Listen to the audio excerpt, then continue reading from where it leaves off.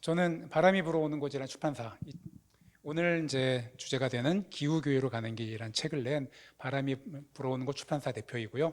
바람이 불어오는 곳은 여러분 흔히 짐작하시듯이 우리 김광석의 노래. 저는 이제 김광석과 성령에 대한 오마주라고 많이 표현하는데, 아무튼 이 시대의 바람이 부는 곳, 또 성령의 바람이 부는 곳의 메시지를 찾아서 책으로 내고 싶어하는 그런 출판사입니다. 기억해 주시면 감사하겠습니다. 장준식 목사 소개를 여기 책에 있는 걸 근거해서 잠깐 드리겠습니다. 다들 아시겠지만 그래도 연세대학교와 에머리대학교에서 공부했고 버클리 연합신학대학원에서 조직신학, 특히 정치신학으로 박사과정을 받고 계십니다. 신학뿐 아니라 인문학 전반에 대해서 관심이 많으시고요. 그리고 이제 등단 시인이자 칼럼니스트이며 미국 실리콘밸리 소재에 소재한 세화교회 담임 목사로 섬기고 있습니다. 바람이 불어오는 곳과 만나게 된 것은 거기에 나와 있는 슬픔의 노래라는 책을 이제 전에 번역하셨는데, 그 책을 저희가 내게 되면서 저희하고 인연을 맺었고, 그 다음에 이제 저한테 이 원고를 가져오시면서 이거 너무도 중요한 책이다, 한국 교회에 반드시 필요한 메시지다, 꼭 내야 된다고 저를 설득하셔서 제가 책을 내게 되었습니다. 기후교회로 가는 길은 이제 읽어보신 분들은 다 아시겠지만 앞에 서문에 이 책을 쓰게 된 경위가 이제 설명이 되어 있습니다. 코로나가 시작되기 전에 교회분들과 함께 이 기후 문제를 함께 우리 같이 스터디하자, 공부하자. 그래서 예배 끝나면 교회 집사님들 다 불러 모아서 우리 같이 좀 공부를 하고 한번 10주 동안 한번 해보자, 가보자, 이렇게 시작하신 모임이었고, 처음 모임 시작할 때는 교회 교우들이 목사님이 하자 그래서는 하는데 이걸 왜 하는지 사실 잘 모르겠다 이러면서 따라왔는데, 이걸 배우고 그리고 바로 그쯤 이제 코로나가 터지고 지나오고 났더니 이게 정말 남의 이야기가 아니구나, 우리에게 너무도 중요한 이야기구나, 이걸 교우들이 너무 공감하고 우리가 왜 공부했어야 되는지 알게 되었다 그러면서 교회에서 이제 교우들로부터 목사님 우리 예언자 같은 분이셨습니다, 이런 또 칭찬을 들으셨다고. 사적인 자리에서는 이렇게 자기 자랑을 되게 살뜰하게 잘하십니다. 그래서 제가 많이 들었는데요. 근데 제가 이 책을 내면서 좋았던 거는 이제 되게 어떤 기후 문제에 대해서 막 이렇게 열변을 토하고 그럴 수도 있지만, 또 좋은 책이 많이 있지만, 이 책 한 권을 여러분이 우리가 읽음으로써 기후 문제 전반에 대한 우리가 그림을 그리고 우리가 이제 어떻게 무엇을 할 수 있을까 이런 걸 한번 찾아볼 수 있는 것 같고, 특히 이 책은 그런 이론적인 부분만이 아니라 목사로서 또 시인이자 인문학을 사랑하는 사람으로서 또 교우들과 함께한 그런 어떤 따뜻한 마음과 열정이 책에 고스란히 담겨 있는 것 같아요. 그래서 책 꼭 읽어보셨으면 좋겠고, 오늘 이 강의가 되게 여러분들에게 기억에 남는 시간이 될 거라고 저는 자신하고 확신합니다. 네, 우리 위해서 이제 장준희 목사님 이제 모실 텐데, 나오실 때 아까보다 한 2배, 3배 뜨거운 열화와 같은 박수로 맞아주시면 좋겠습니다. 우리 장준신 목사님을 모시겠습니다. 안녕하세요. 반갑습니다. 장준식 목사입니다. 오늘 제가 여러분들하고 만나 뵙게 돼서 너무 감사하고, 또 이런 자리를 마련해 주신 우리 바람이 불어오는 곳 대표님과 또 우리 과학과 신학의 대화 대표님 두 분께 너무나 감사를 드려요. 이분들의 배려가 없었다면은 제가 이 자리에 서기가 쉽지 않았을 텐데, 그런 배려를 해주셔서 이렇게 좋은 곳에 와서 여러분들을 만나 뵙고 이렇게 좋은 이야기들을 함께 나눌 수 있게 돼서 너무나 감사합니다. 오늘 제가 여러분들과 함께 나눌 이야기는 물론 이제 기후 교회로 가는 길, 그것이 이제 모체가 되겠지만, 제 전공이 이제 정치 신학이다 보니까 조금 더 이 기후 변화 문제를 조금 인문학적으로다가 좀 사유하는 그런 것들을 해보려고 그래요. 그래서 오늘 제목처럼 기후 변화와 신학의 재구성 그리고 주체라고 하는 제목입니다. 자, 여기서 우리가 이제 이거를 좀 먼저 보고 넘어가면 좋겠는데요. 제가 thesis statement를 적어왔습니다. 저 thesis statement를 사실 이해하는 거가 오늘 이 강연의 이제 핵심 포인트고, 제가 말하고 싶은 오늘 강연의 모든 주제를 이제 담고 있습니다. 뭐냐면 기후 변화는 기후가 변화하는 자연 현상이 아니라 인간 주체를 새롭게 구성해주는 진리 사건이다. 이런 이야기를 제가 좀 하고 있습니다. 자, 그런데 좀 인문학적인 그 용어라든지 그 인문학 쪽에 좀 이렇게 잘 모르시는 분은 저게 무슨 소린가, 제가 페북에 예전에 이거를 올렸더니 아주 이해를 잘 못하시고 오히려 저를 좀 공격하시는 분도 계시더라고요. 그래서 제가 그래, 이게 모든 분들이 다 이해할 수 있는 건 아니구나라고 생각을 하긴 했지만 오늘 저 이야기를 좀 해보려고 그래요. 그래서 뭐냐면 우리가 되게 이제 그렇죠. 기후 변화 그러면은 기후가 변화하는 거, 특별히 뭐 날씨가 덥네, 날씨가 춥네, 또는 기후가 변화 때문에 뭐 홍수가 많이 나네, 가뭄이 있네, 뭐 여러 가지 자연 현상들에 대해서 이야기를 합니다.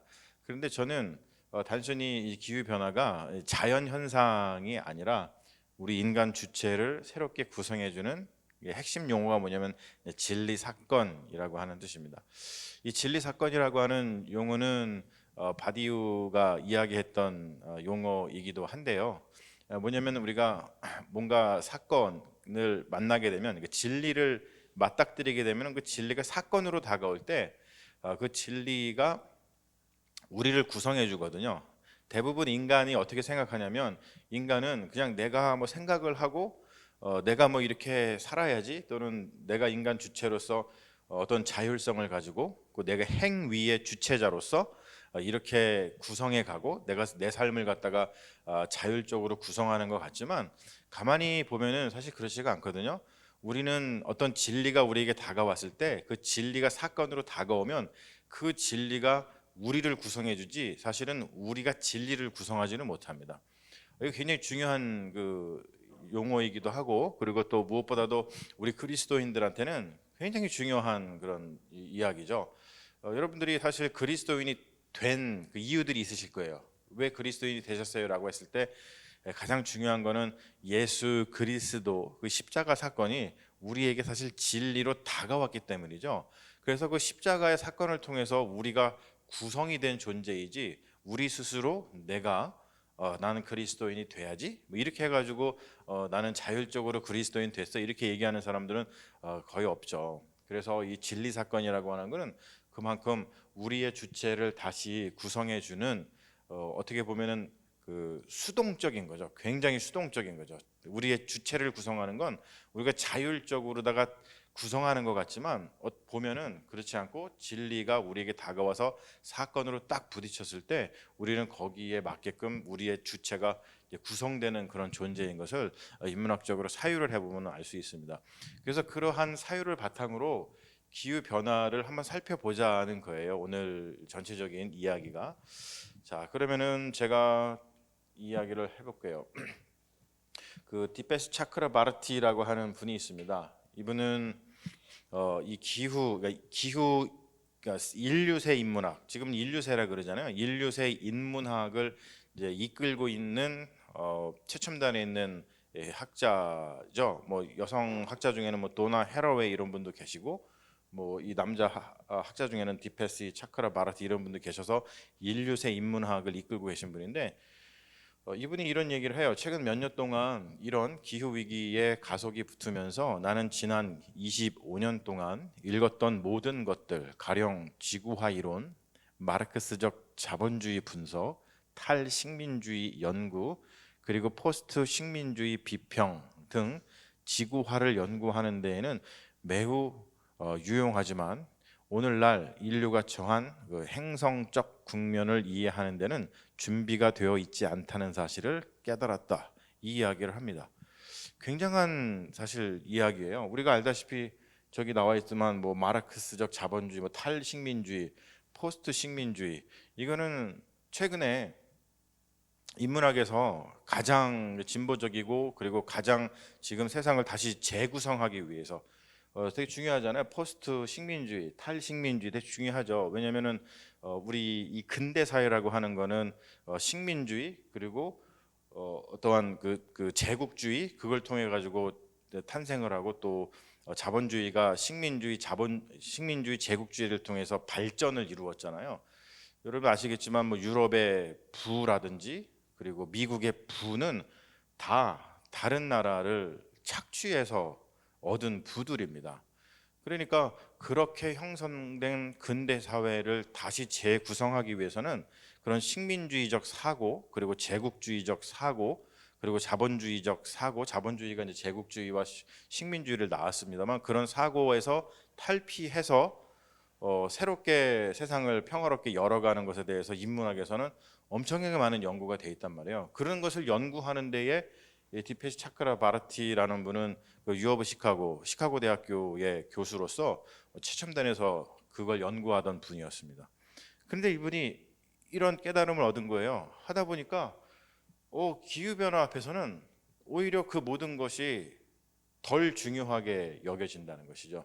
왜냐하면 저런 걸 연구해도 결국에는 이 행성적 국면이라는 말이 되게 유명하거든요. 이게 우리 지구의 어떤 행성이 그 기후 변화의 진리 사건을 맞닥뜨리게 되는 그 지금 쓰나미가 몰려오고 있는 그런 상황 속에서 다른 그 무엇이 중요할까 그런 깨달음을 얻었다는 거예요. 그래서 저분이 저런 것들을 넘어서서 행성적 국면을 이해해서 이 기후 변화 문제가 이 모든 것에 미치는 영향을 더 공부를 해야 되겠구나라는 그런 깨달음을 얻었다고 이야기를 합니다.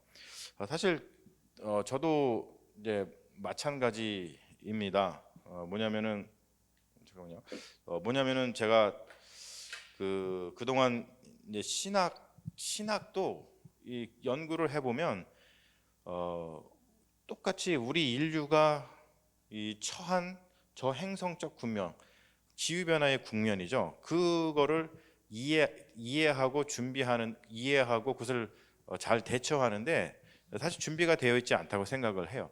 그러니까 오랜 세월 동안 우리의 그 역사라든지 공부를 보면은 이게 자연사하고 인간사를 구분해 왔죠.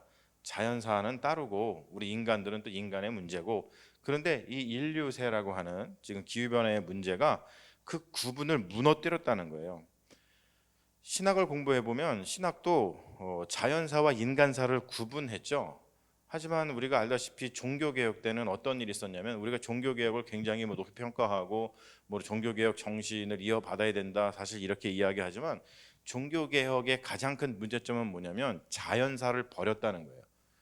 우리 인간에 대해서는 더 깊이 들어가는데 자연에 대해서는 오히려 중세 때 가지고 있었던 그 자연에 대한 이해보다 훨씬 후퇴하는 그런 국면에 처해 있다는 것이죠. 그래서 그래서 지난 500년 동안 신학이라고 하는 것은 자연에 대해서는 이야기를 하지 않고 인문주의, 인간에 대한 이야기만 했던 신학이라는 거예요. 그러니까 신학의 주어가 그냥 인간이었다는 것이죠. 그러다 보니까 자연은 무관심하게 되고 자연은 그냥 철저하게 타자화가 되고 대상화가 돼서 우리 인간이 인간 중심적인 세계를 구성하고 또 인간이 자연을 그냥 마구 착취해서 인간의 어떠한 그 행복 또는 인간의 잘 사는 그러한 삶을 살아가는 데서 자연을 착취를 했을 뿐이지 다른 걸 안 했다는 거예요. 그러니까 뭐냐면 제가 지금 하고 싶어 하는 뭐냐면은 신학도 자연을 버려버리고 인간사 중심으로다가 신학을 발전시켰다는 것이죠. 종교개혁 이후에.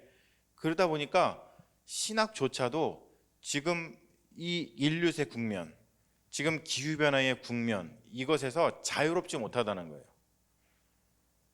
왜냐하면 무시한 것 때문에 이 현상이 벌어지는 거니까요. 그러니까 많은 분들이 이렇게 얘기하잖아요. 우리 교회가 우리 또 기독교 신앙이 왜 이 기후변화 문제에 관심을 가져야 돼요? 이거는 우리가 그렇게 생각하지 않아야 될 거 아니에요? 이런 얘기 많이 하시는데 그런데 이걸 돌아보면은 그동안의 종교 개혁 이후에 어떤 신학적인 발전이 자연사는 버려버리고 그냥 인간사만 가지고서 발전된 것이기 때문에 결국에는 이 자연으로 인해서 우리에게 다가오는 이 위기들을 초래하게 됐다, 맞이하게 됐다라는 그 책임에서 자유롭지 못하다라고 하는 겁니다.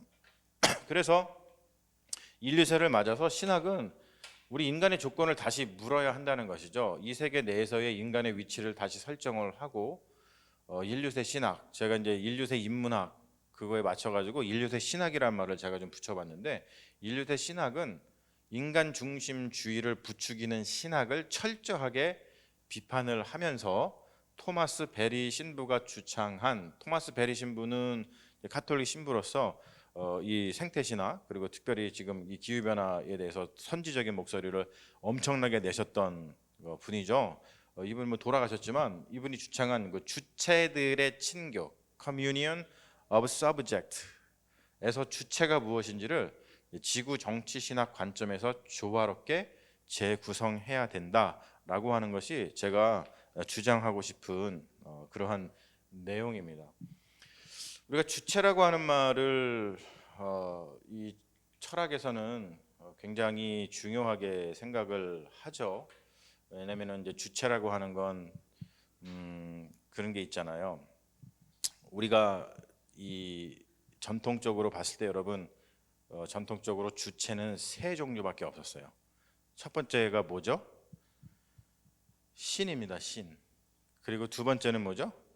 그게 인간입니다. 그리고 세 번째는 뭐죠?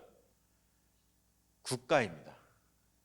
그래서 역사적으로 보면은 주체를 가지고 있는 거, 즉 행위의 주체, 그러니까 뭐 힘을 갖고서는 뭐 이렇게 대상을 마음대로 움직일 수 있는 주체, 뭐 문법으로 따지자면 이제 주어의 위치에 있는 그러한 어떤 주체들, 서브젝트, 그거는 뭐 신, 그리고 인간, 그리고 국가 이렇게 있었어요. 그래서 그 세 개의 주체가 어떻게 힘의 균형을 가지고서 돌아가야 되는지를 계속 연구한 게 사실은 인문학이라고 표현할 수가 있죠. 그런데 지금은 이제 다른 시대가 왔다는 것이죠. 그 주체만 가지고서는 이제 이 문제를 우리가 맞닥뜨린 문제를 해결하지 못하기 때문에 새로운 주체를 거기다가 보태야 되는 그런 이 시점에 와 있다라고 하는 겁니다. 자, 우리가 기후변화의 시대가 의미하는 것을 좀 보면 변화의 시대입니다. 체인지입니다. 우리가 주역이라는 거 알죠? 우리 동양에서 주역이라고 하는 주역의 핵심은 뭐냐면 모든 것은 변한다라고 하는 겁니다. 그래서 이제 역의 신학이라는 것도 했죠. 이정영 목사님이라고 드루 대학에서 조직신학을 가르치셨던 유명하신 조직신학자이십니다. 이분이 역의 신학을 쓴 이유가 뭐냐면 어느 날 미국에서 강연을 했대요. 신학 강연을. 그런데 어떤 사람이 질문을 하더래요. 미국 백인이 뭐라고 질문했냐면 어떻게 당신 같은 아시아인이 신학을 가르칠 수 있냐, 이 질문을 하더라는 거예요. 근데 여러분 이게 지금 우리가 들으면 굉장히 인종차별적인 굉장히 좀 재수없는 말 같잖아요. 근데 백인들의 입장에서는 너무나도 당연한 질문입니다. 왜냐하면은 그동안 어떤 신에 대한 이야기는 그냥 자기들의 전유물이라고 생각을 했거든요. 그런데 이정용이라고 하는 학자가 신학자라고 에이시안 코리안 신학자인데 와서 백인들 앞에서 자기들을 가르치고 있단 말이에요. 그러니까 어떻게 그걸 할까? 거꾸로 뒤져보면은 우리는 가야금 가르치는 전통이 있는데 백인이 와가지고 가야금을 우리한테 가르쳐요. 그러면은 우리들이 어떻게 백인 당신이 우리 가야금을 우리한테 가르칠 수 있어요? 이런 질문을 나온 거랑 똑같은 것이죠. 그래서 이분이 한 대 빵 맞은 것 같아가지고 그렇구나. 아시아인으로서 우리 한국 사람으로서 신학을 가르친다는 것이 무엇일까를 고민하면서 우리가 가지고 있는 그 자원들을 통해서 하나님을 이야기해봐야겠다라고서 쓰신 책이 역의 신학이라고 하는 아주 유명한 그런 책입니다. 근데 역의 신학은 변함에 대해서 이야기를 합니다. 우리 동양은 그 말은 뭐냐면 우리 동양은 예전부터 변함에 대해서 굉장히 그 관심이 많았어요. 그런데 우리가 알다시피 저기 나오는 이 플라톤 신학 vs 해놨죠. vs를 해놨는데 플라톤 신학은 변함의 신학이 아니에요. 원래 플라톤의 신학은 그냥 변하지 않은 불변의 신학입니다. 근데 지금 시대는 변화의 시대란 말이에요. 근데 우리가 알다시피 이 신학, 서구의 신학은 차라리 우리 그 동양의 신학이 그 동안의 신학을 이 지배를 해왔다면은 지금의 우리의 그 기후 변화를 더 대처를 잘할 수 있을지 모르겠어요. 그런데 서양의 신학은 플라톤 신학인데 불변의 신학입니다. 그러다 보니까 지금 변화하는 이 시대에 그 변화를 잘 수용하지를 못해요. 이 기후변화 시대가 의미하는 것은 뭐냐면 인간이 감당할 수 있는 수준을 넘어서는 변화를 맞았다는 것이죠. 그래서 요즘에는 변화라는 말, change라는 말을 잘 안 쓰고요. transition이라는 말을 씁니다. 전환의 시대. 단순히 여기서 여기로 변하는 게 아니라 모든 게 다 완전히 전환된다고 이야기를 하죠. 그래서 전환의 시대, 이런 책들 많이 아마 여러분들 보셨을 거예요. 보면은 뭐 서점에서 전환의 시대면 굉장히 그런 용어들을 많이 써갖고 하는데, 그만큼 단순히 변화가 아니라 완전히 뭐가 획가닥 바뀌는 거죠. 그런 시대가 되었다는 것이죠. 자, 그러면은 우리가 왜 이런 일이 벌어졌을까? 왜 이렇게 우리가 지금 기후 위기를 맞닥뜨려서 왜 지금 이렇게 다시 모든 것을 재구성해야 되는 그러한 절체절명의 순간에 와 있을까? 우리가 그동안 살아왔던 시대는 도대체 무엇이었을까를 볼 때 왜 이런 일이 벌어졌는가? 어떤 주체의 문제. 즉 뭐냐면 우리 근대 1800년대부터 이제 지금 21세기까지 이렇게 우리가 근대 사회, 그래도 뭐 포스트 근대 뭐 이런 얘기 합니다만, 그때 도대체 어떠한 일이 벌어졌는가를 볼 때 일본의 인류세 철학사 시노하라 마사타게는 이렇게 얘기를 합니다. 뭐라 그러냐면 근대란 자연의 위험성을 제거해 나간 역사다. 그러니까 자연을 무시한 거죠. 그러니까 자연이 위험하다고 생각한 거예요. 적대적이라 생각한 겁니다. 그런데 차크라바르티 같은 경우도 이렇게 얘기합니다. 근대란 자연에 대한 두려움을 제거해 나가는 역사다. 이렇게 표현을 합니다. 근데 밑에 보면은 저 장준식은 이렇게 말하고 싶어요. 근대란 자연을 싫어하게 되는, 미워하게 되는 역사다. 이렇게 표현하고 싶습니다. 세 가지 표현 중에 어떤 게 제일 좋아요? 여러분? 세 번째죠. 역시 뭔가를 아시는 거예요. 이게 벌써 딱 다가오죠, 그렇죠? 이게 왜냐하면 싫어하거나 미워하지 않고서야 어떻게 이렇게 자연을 마구마구 약탈하고 짓밟을 수 있겠는가라는 생각이 드는 것이죠. 지금 자연을 너무 짓밟아놨어요. 그거는 미워하기 때문에 그렇다 생각을 합니다. 우리가 어떠한 사람께 뭐 혐오 범죄 이런 거 있잖아요. 이런 것도 볼 때 그 사람에 대해서 막 폭력을 가하고 그런 이유는 뭡니까? 그 사람에 대해서 미움이 가득하기 때문에 그렇잖아요. 그런 것처럼 우리가 자연을 이렇게 마구 막 패해가지고 정신 못 차리게 만들어서 오히려 우리의 삶의 어떤 근본을 힘들게 만드는 이런 상황이 발생한 것은 이런 일 때문에 이렇게 우리 근대가 이런 주체를 만들었다는 것이죠. 자연을 싫어하는 주체, 자연을 미워하는 주체. 그래서 자연을 마구마구 훼손하고 혐오하고 자기의 이익을 취하기 위해서 그냥 아무렇지도 않게 생각하는 그런 주체를 만들었기 때문이라는 것이죠. 그래서 이거를 정리를 하면은 우리 근대 주체는 나르시즘적인 주체다. 인간 중심주의, 자기 중심주의죠. 제가 만든 용어가 뭐냐면 인간 천동설입니다. 인간 천동설. 이 책에도 보면은 나와요. 그 개념을 표현하기 위해서 제가 저걸 만든 거예요. 우리 대표님이 저를 시인으로 소개했기 때문에 제가 사실은 이제 시를 쓰다 보니까 저는 개념 같은 거 만드는 거 되게 좋아하거든요. 이게 너무나 재밌는 게 뭐냐면요. 여기 우정학 교수님 이 우주의 전문가가 계시지만 이 근대 사회의 과학은 천동설에서 지동설로 갔어요. 여러분 그렇죠? 천동설이었는데 근대라는 거는 지동설로 과학은 그렇게 바뀌었습니다. 그런데 이상하게 인간은 인간 지동설에서 인간 천동설로 갔어요. 반대로 갔어요. 우리가 중세를 생각해 보십시오. 중세에는 굉장히 자연을 경외하고, 그리고 중세에는 하나님을 경외하고 인간이 굉장히 보잘것없는 인간이었어요. 그래서 중세 때는 인간이 신을 중심으로 또는 자연을 중심으로 그 주위를 돌았죠. 그렇죠. 그런데 근대로 넘어오면서 인간이 어떤 일을 했냐면 자기가 중심이 됐고 신이든 뭐 다른 자연이든 그것을 자기 주변을 도는 존재로다가 전락시켜 버렸습니다.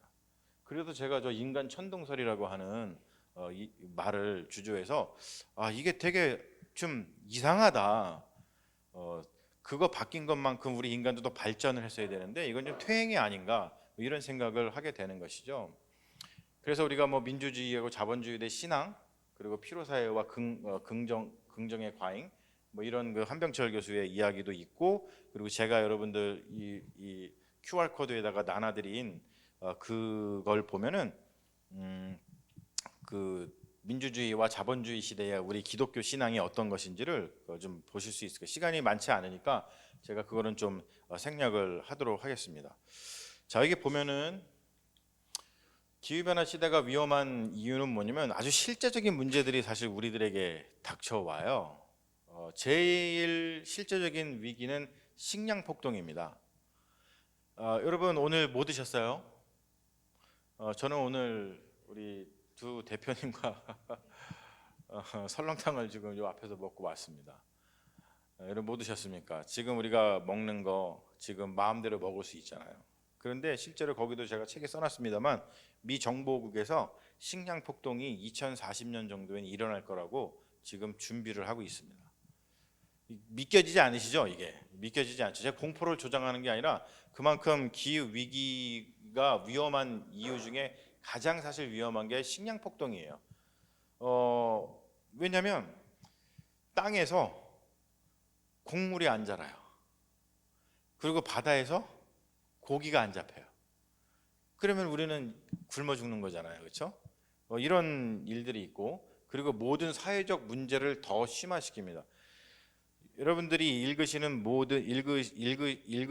아실 수 있지만 모든 그 기후 변화 관련된 책에서 다 이야기하는 공통적으로 이야기하는 게 뭐냐면 기후 변화가 왜 위험하냐라고 할 때 지금 우리가 경험하는 사회 문제들 있죠. 그것을 더 심화시키는 요인이라는 거예요, 이게. 그래서 정치적 양극화가 더 심해질 거고 경제적 양극화가 더 심해질 거고 지금 난민 문제 심하죠. 홈리스 문제 엄청 심하거든요. 한국은 그래도 그나마 좀 홈리스 문제가 별로 없는 것 같은데 제가 살고 있는 미국은 아주 심각합니다. LA 같은 경우는 홈리스가 18만 명 정도 돼요. 18만 명. 미국의 웬만한 도시들이 한 20만 명 정도로 구성되어 있거든요. 한 도시가 형성되는 거죠. 그리고 총기 문제, 뭐 약물 중독 문제. 결국에 어떻게 되겠어요? 기후 변화가 모든 사회 문제를 심화시키기 때문에 결국 우리 사회를 붕괴시키는 그러한 요인이 될 것이다라고 모든 이 기후 변화 문제를 이야기하는 사람들이 다 한 목소리로 우려하고 있는 목소리입니다. 자, 그러면은 굉장히 위험하잖아요, 그렇죠? 지금 그럼 어떻게 해야 될까? 제가 얘기하고 싶은 건 뭐냐면 우리의 주체를 바꿔야 된다는 거예요. 아까 우리 근대 주체가 어떤 주체라 그랬어요?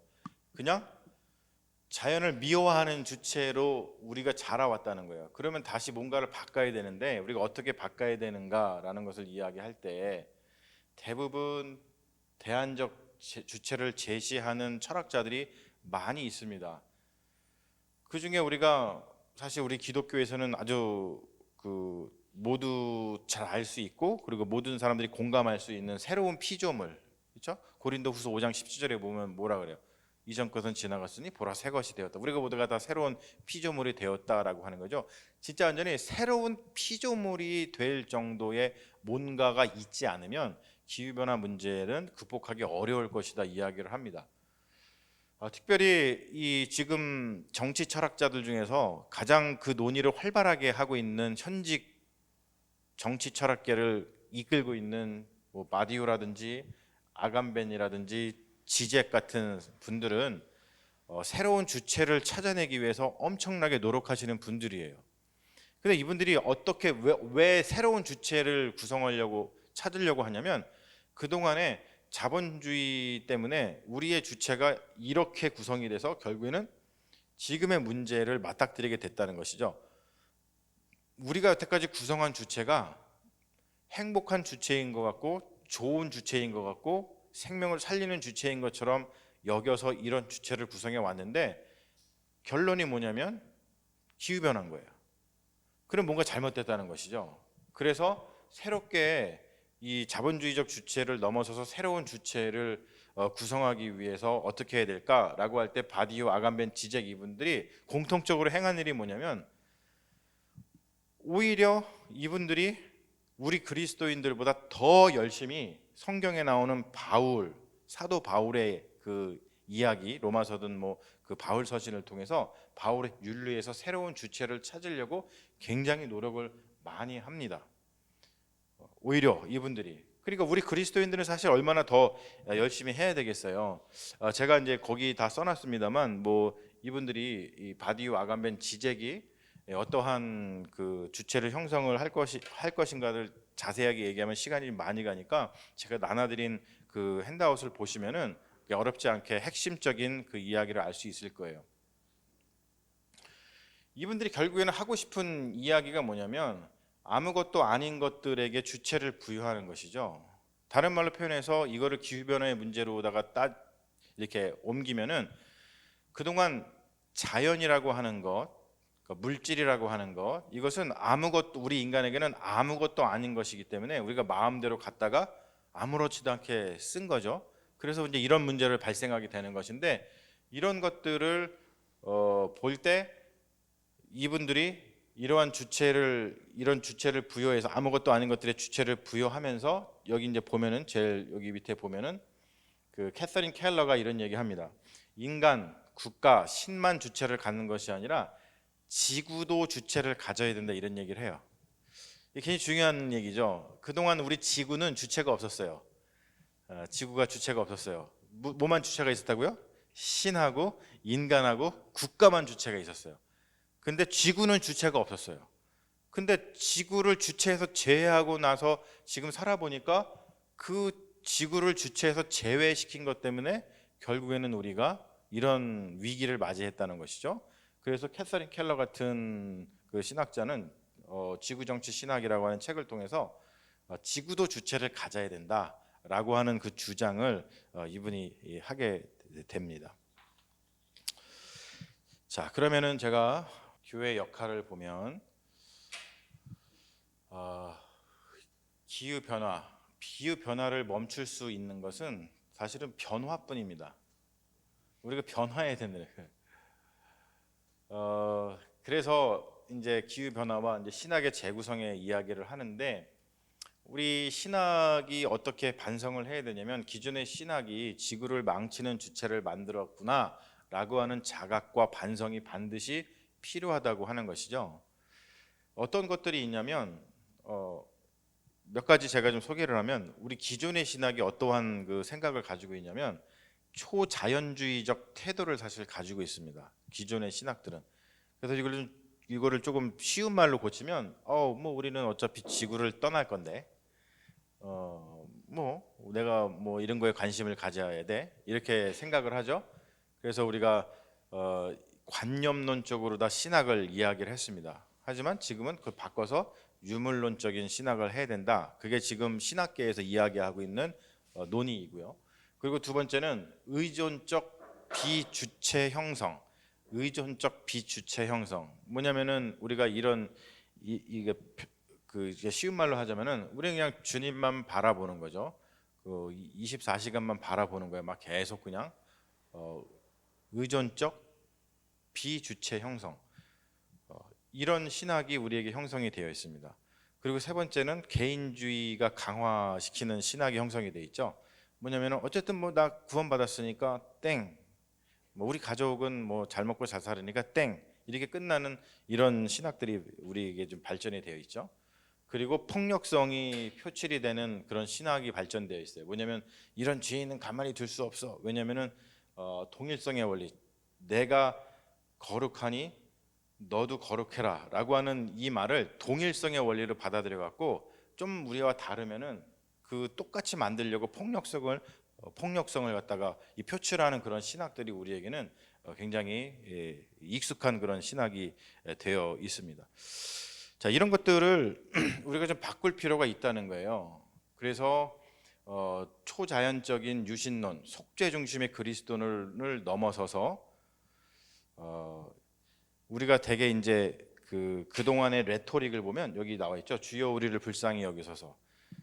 이 속죄 중심의 그리스도론이 그러니까 인간론이었죠. 인간 중심의 아까 얘기했던 인간사 중심, 인간사 중심의 신학이 발전됐어요. 자연사 중심의 신학은 발전되지 못했고, 그러다 보니까 우리 인간에게만 중심이 되니까 주여 우리를 불쌍히 여기셔서 해서 우리의 속죄만 이야기를 했던 그런 신학에서 찬미 받으소서, 이거는 카톨릭에서 그 교황이, 그 프란체스코 교황이 이제 찬미 받으소서라고 하는 그 책에서, 기후 변화를 이야기하는 책에서 이야기하는 겁니다. 찬미 받으소서의 변화가 필요하는 것이죠. 찬미 받으소서라고 하는 이 레토릭은 창조 신학을 중심으로 신학이 발전돼야 된다는 것을 말하는 레토릭이에요. 이게 만약에 우리가 주여 우리를 불쌍히 여기소서라는 것을 중심으로 뭔가를 이야기하면 속죄 중심의 그리스도론을 중심으로 해서 신학을 발전시켜야 된다고 이야기하는 것인데, 찬미 받으소서라는 것을 중심으로 레토릭으로 신학을 발전시키면 이 속죄 중심에서 우리 창조 중심으로의 신학이 재구성하다는 것을 이야기하는 신학을 말하는 겁니다. 그래서 이런 식으로 가야 된다는 것이죠. 결론적으로 얘기하면서 제가 좀 더 얘기를 해볼게요. 인간이 기후변화 앞에서 주체를 자발적으로 그리고 스스로 변화시킬 거라고 하는 기대와 가능성은 저는 낮다고 생각을 해요. 이게 그 말은 뭐냐면, 자, 우리 인간이 이렇게 생각한다는 것이죠. 아, 기후변화가 지금 우리에게 닥쳤으니까 이 기후변화를 우리가 열심히 뭔가 노력을 해가지고 이 기후변화를 멈춰야지, 그런 생각을 가지고 인간이 또 주체적으로 행동하고 또 이거를 주도적으로 행동을 해서 그 문제를 해결하려고 사실 노력을 합니다. 그래서 뭐 ICPP 같은 모임도 하고, 그 기후변화 협의회를 만들어 가지고 유엔에서 그런 이야기도 하고 막 그렇게 얘기를 하죠. 근데 저는 제 생각은 조금 달라요. 우리 인간이 자신의 주체를 자발적으로 스스로 변화를 시킬까? 라고 했을 때 사실은 그렇지 못할 거라고 저는 생각을 해요. 그래서 제가 오늘 얘기했던 그 티시스가 중요하다는 것이죠. 기후 변화는 단순히 자연 현상이 아니라, 기후가 변하는 자연 현상이 아니라 그 기후 변화 사건이 진리 사건으로 우리에게 다가올 때, 그럴 때 그 기후 변화에 의해서 우리의 주체가 수동적으로 바뀔 거라고 생각을 합니다. 기후변화 문제 앞에서 우리가 깨닫는 진리가 뭐냐면, 인간은 스스로를 주체로 여겼어요. 아, 우리 인간은 뭐든지 할 수 있어. 우리 인간이 마음 먹으면 다 할 수 있어. 우리 인간은 좋은 세상을 만들 수 있어. 우리 인간은 뭐 유토피아를 건설할 수 있어. 뭐 이런 생각을 가지면서 인간이 주체적인 생각을 갖고 모든 것을 다 할 수 있을 거라고 얘기를 했는데, 그것은 굉장히 착각이라고 하는 것이죠. 우리 인간이 우리 인간이 주체가, 여기 나서지, 우리 주체가 되려고 노력을 할 뿐이지, 우리 인간은 가만 생각해보면 오히려 이 지구 자연보다도 주체적이지 못하다는 생각을 합니다. 그래서 그리스도인들이 무슨 생각을 하냐면, 인간이 창조 세계를 돌본다고 생각을 하죠. 그래서 많은 경우에는 좀 뭐랄까요, 좀 온건한 신앙을 가진 분들, 좀 좀 보수적인 신앙을 가진 분들은 어떤 생각을 하냐면, 기후 변화라는 것을 이야기할 때 기후 변화라는 말보다는 창조 세계의 돌봄이라는 말을 굉장히 선호해요. 근데 여러분, 이것도 결국에는 어디서 벗어나지 못하는 거냐면, 인간 중심주의에서 벗어나지 못하는 생각이에요. 누가 누구를 돌봐요? 인간이 자연을 돌본다고 생각을 하는 거죠. 그러면은 인간이 주체고 여전히 자연은 우리의 돌봄을 받아야 되는 객체로다가 존속을 해야 되는 거예요. 근데 기후변화의 문제를 봤을 때 우리가 뭘 깨달아야 되냐면, 우리 인간이 자연을 돌보는 게 아니고 누가 반대로 자연이 우리를 돌보는 거였구나. 나는 그러한 완전히 그 주체의 전복이 있어야지만 된다는 것이죠. 그래야지만 우리가 그 인간 그 중심주의에서 벗어나서 이 자연이라고 하는 것을 생각을 하고, 그리고 지금 얘기했듯이 이 기후변화가 단순히 자연현상이 아니라 우리 인간의 주체를 새롭게 구성해주는 어떤 진리 사건으로 우리에게 다가올 수 있는 그 모멘텀을 가질 수 있다는 거예요. 제가 이 문제를 보면서 이 문제를 가지고 생각을 하면서 많은 생각을 해봤어요. 이제 많은 분들이 이렇게 생각을 하죠. 뭘 저한테 이제 자꾸 물어보냐면, 그러면 기후 변화가 지금 이렇게 있는데, 그러면 기후 변화를 막기 위해서 우리가 어떤 실천을 해야 돼요? 실천적인 문제를 사실은 우리는 많이 이야기를 하고 그걸 굉장히 궁금해합니다. 그래서 사실 여기 책에도 그런 이야기를 많이 써놨지만, 사실은 그것보다 더 중요한 것은 뭐냐면, 우리가 지금 가지고 있는 이 주체는 어떤 주체인가를 먼저 생각을 해보고, 그리고 이 우리의 주체 때문에 발생한 일이라고 한다면 우리 주체를 획가닥 바꾸지 않으면은 아무리 우리가 요런 실천을 하고 저런 실천을 한더라도 이 문제를 해결하기가 어려운데, 그러면은 이걸 뒤집어 가지고 내가 기후 변화의 문제를 내가 우리 인간이 해결하는 게 아니라 반대로 뒤집어 보는 거죠. 기후 변화가 우리에게 진리 사건을 팍 다가와서 우리의 주체를 변화시켜 준다는 거예요. 자, 이게 이해가 되시는가요? 이게 되게 중요한 말이거든요. 그러니까 우리가 이제 기후 변화라는 문제를 맞닥뜨리면은 우울하잖아요. 미래가 사실 우울하거든요. 그럼 기후 변화 일어나 가지고 뭐 다 죽는 거 아닌가? 우리 인류에게 위협이 아닌가? 이렇게 생각을 합니다. 하지만 문제를 뒤집어 보면 이게 엄청나게 큰 희망으로 다가옵니다. 우리 인간이 변하지 않으면 절대 이 문제가 해결되지 않는데, 우리 인간이 스스로 우리를 변화시키는 것이 불가능하잖아요. 그러니 기후 변화가 우리를 변화시켜 준다면, 오히려 기후 변화는 우리 인간을 변화시켜서 우리 인간의 미래를 열어주는 그런 역할을 기후 변화가 우리에게 해준다는 것이죠.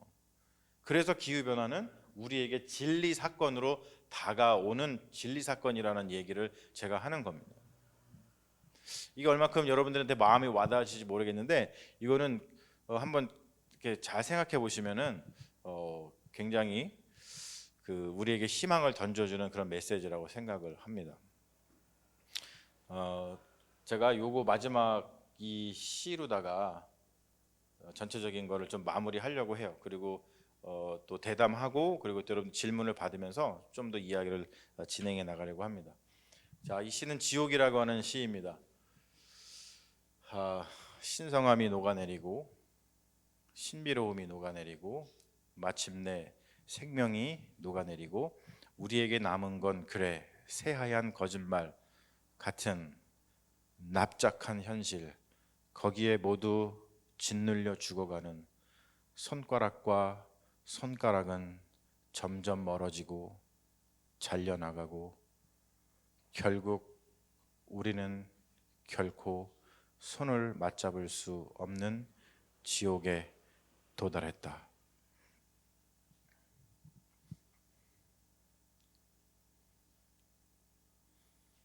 제가 기후변화를 생각하면서 쓴 시예요.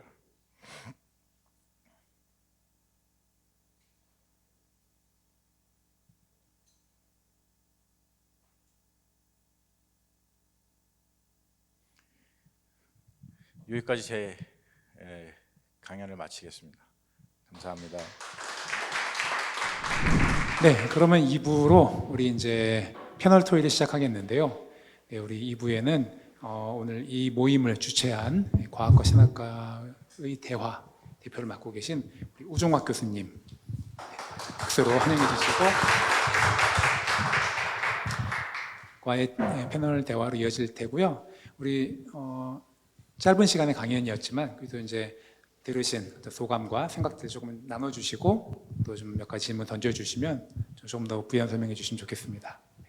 네, 우리 보통 이제 과학자들의 이제 강연들을 많이 듣다가 이제 우리 장주진 목사님 강연을 들으니까 매우 인문학적인 이제 철학자들이 등장하고 철학적 개념이 등장해서 굉장히 흥미롭게 잘 들었고, 마지막에 직접 지으신 시를 통해서 저에게는 이제 우주가 팽창하면서 모든 것이 사그라들어가는 것 같은 느낌으로 다가왔습니다. 네, 이제 지구도 비슷할 것 같은데요. 두 가지 그 논평을 하고 질문은 이제 두 가지 질문을 이제 하나씩 드리면 좋을 것 같습니다. 첫 번째 논평은 좀 긍정적인 거고 두 번째 논평은 약간 삐딱한 건데요. 네, 일단 그 우리 인간이 기후 변화라고 하는 사건을 경험하면서 우리 스스로 인간의 어떤 주체를 변화시킬 수는 없고 반대로 기후 변화 사건이 우리에게는 진리 사건으로 경험되면서 기후 변화가 오히려 우리를 이제 주체를 변화시킬 것이다 라는 말씀이 이제 굉장히 이제 의미 있게 다가왔고요. 저는 이제 그게 어떤 식으로 구현될 거냐라고 했을 때 이제 과학자들이 말하는 이제 기후 위기 또 기후 위기로 일어나는 여러 가지 식량 폭동이나 양극화의 문제들 때문에 요즘은 뭐 이제 기후 정의, 기후 정의라는 표현을 많이 이제 쓰잖아요. 그러면 이제 저는 이제 처음에는 야 이거 기후 변화 이거 극복 안 될 것 같다. 우리가 이제 뭐 2030년, 2040년, 2050년까지 몇 도까지만 올라가게 이산화탄소량을 줄이고 이렇게 한다는 노력을 하고 있지만 그 목표가 별로 달성이 잘 안 될 것 같다. 인간의 주체성의 문제가 있기 때문에 자본주의 사회 안에서 이제 국제 질서 안에서 이게 달성이 될까? 그런데 이제 또 열심히 노력하면 달성이 될지도 모르겠다. 근데 달성이 되면 이게 해결이 되는 거냐? 아니 그거 아닙니다. 우리가 이제 이산화탄소량을 우리가 목표한 대로 다 줄이고 하더라도 우리가 이 기후의 그 심각한 기후정의 문제는 겪을 수밖에 없습니다. 그래서 온도가 이제 더 올라가지 않고 멈추더라도 해수면은 계속 올라갈 거고, 그리고 식량 문제는 당연히 따라올 거고, 정도가 약해질 뿐이지 우리가 노력한 만큼 우리가 노력을 하지 않으면 더 심해질 거고, 어쨌거나 우리가 최대로 노력하고 가장 좋게 이 기후위기 문제에 접근하고 실천하더라도 기후변화로 인해서 생기는 엄청난 고통은 피할 수 없을 거라는 생각이 들고요. 그러면 그건 이제 누가 그 고통을 겪을 거냐? 이제 사회적 약자들이 더 많이 겪겠죠. 그래서 저는 그 기후변화 사건이 우리 인간에게 진리 사건으로 다가와서 인간의 주체성이 변하는 양상이 야 이거 기후변화 이거 심각하다 우리가 좀 바꿔보자 이게 아니라 실제로 현실 속에서 기후변화를 통한 수많은 고통을 엄청나게 겪으면서 그 과정 속에 뭔가 인간성에 대한 지구에 대한 주체성에 대한 그런 반성이 일어나면서 그 주체의 바뀜이 일어나지 않을까. 사실은 굉장히 고통스러운 이야기입니다. 그게 얼마나 긴 시간 동안 이게 일어날지 모르겠고, 이제 결국은 우리 인간이 이제 그것을 극복해내고 아마 생존할 것 같은데, 그 과정에서 치러야 되는 대가, 그 고통의 양, 그다음에 사회 약자들의 희생 이런 모든 것들을 생각할 때는 이게 아예 그냥 이런 사건을 겪지 않으면 좋겠다.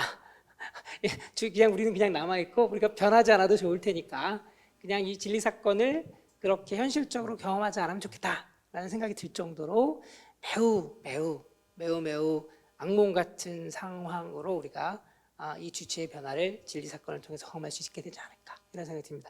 두 번째 논평은 조금은 다른 차원인데 제가 이제 우주를 연구하니까 이제 우주의 관점에서 보면 우리 인간이 경험하는 기후 변화 진리 사건은 어떻게 보면 또 매우 인간 중심적인 사건이에요.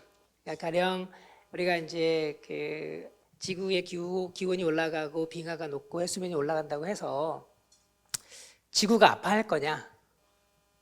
지구는 별 신경 안 쓸 겁니다. 그러니까 지구 표면에 좀 스크래치 좀 났고, 물론 이제 해수의 흐름이 바뀌고, 뭐 기온이 바뀌고, 뭐 이런 게 있겠지만, 지구의 관점, 그 46억 년이라고 하는 긴 그 시간의 역사를 가진 지구의 관점에서는 요거는 별거 아닐 것 같아요.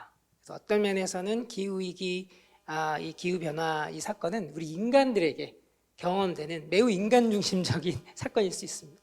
그래서 제가 우리가 뭐 과신대 강의할 때도 우리가 과학을 통해서 하나님의 창조 세계를 보면 인간 중심적인 생각을 우리가 넘어서야 된다.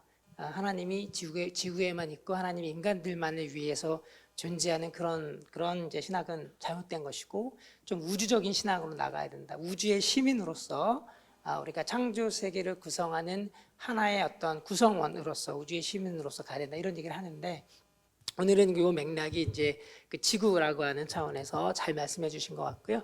그래서 이제 그런 면에서 보면은 여전히 하나님의 관점에서나 창조 세계의 관점에서나 심지어 지구의 관점에서 봤을 때 인간이 지금 21세기에 겪는 기후 변화 사건은 매우 인간 중심적인 사건일 수도 있겠다. 이렇게 그거는 이제 하나의 어떤 다른 관점으로 들으시면 좋을 것 같습니다. 질문을 드리면 굉장히 흥미로운 게 르네상스가 일어나면서 인본주의가 발전하고 그러면서 자연을 객체화시켜서 자연을 이제 버렸다. 그래서 기후 위기의 결론이 나올 수밖에 없는 방식으로 이제 흘러왔다라는 말씀을 하셨는데 그 르네상스는 과학혁명을 일으켰거든요. 그래서 과학혁명을 통해서 중세 시대 이전에 우주와 지구와 생명에 대해서 이해했던 방식이 완전히 뒤바뀌어서 굉장히 과학이 발전하게 됐습니다. 근데 흥미롭게도 그렇게 발전하게 된 과학 지식이 기술혁명을 일으키면서 그것이 오히려 기후변화를 일으키는 인간에게 자연이 종속되는 방식으로 사용돼 이제 온 것처럼 이해할 수가 있겠는데요. 왜 그러면 신학은 종교개혁이 일어났는데 르네상스에서 과학혁명이 나왔지만 종교개혁이 일어났는데도 왜 자연은 버리고 인간 중심적인 인간 천동설이 되어버렸을까? 왜 그랬을까?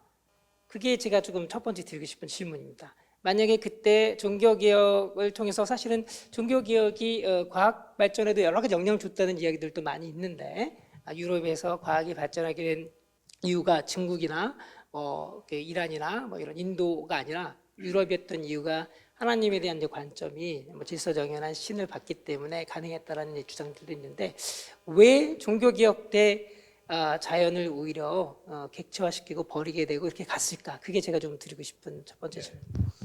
중요한 질문이고요. 이 부분에 대해서는 저희들이 조금 생각을 해봐야 되는 부분이죠.